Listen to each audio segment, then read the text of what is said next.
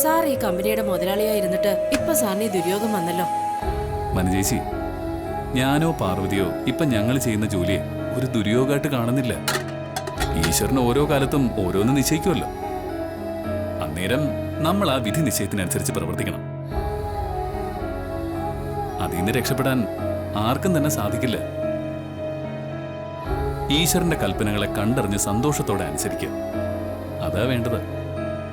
അതുകൊണ്ട് ഞങ്ങൾ രണ്ടാളും ഞങ്ങൾ ചെയ്യുന്ന ജോലിയെ സന്തോഷത്തോടെയാണ് സ്വീകരിച്ചിരിക്കുന്നത്.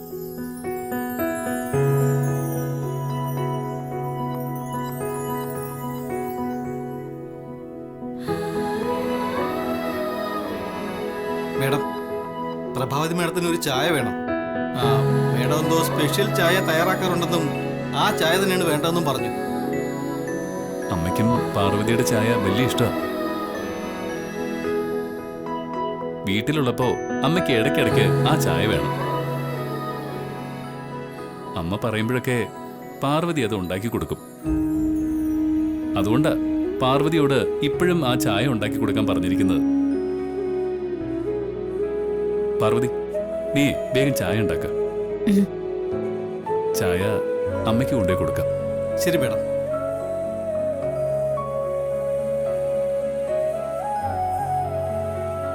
ചായ ഞാൻ കൊണ്ടേ കൊടുക്കാം. ശരി, എന്നാ ഞാൻ വേഗം ഉണ്ടാക്കാം. ഒരു 2 മിനിറ്റ്.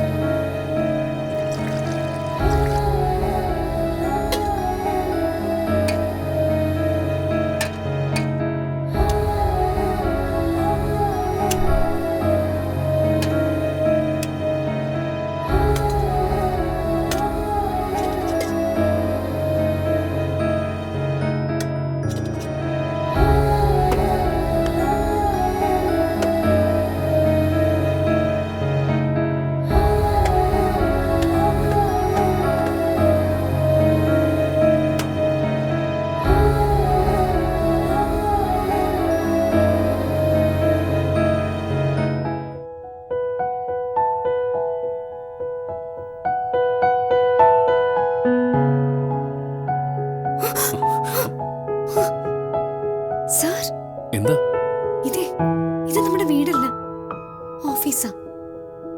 ദേ കണ്ടില്ലേ, ഇവിടെ 4 കോണിലും CCTV ക്യാമറ വെച്ചിട്ടുണ്ട്.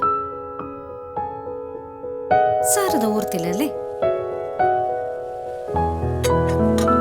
സാറ് നിക്ക്, ഞാൻ കൊണ്ടുപോയി കൊടുത്തിട്ട് വരാം.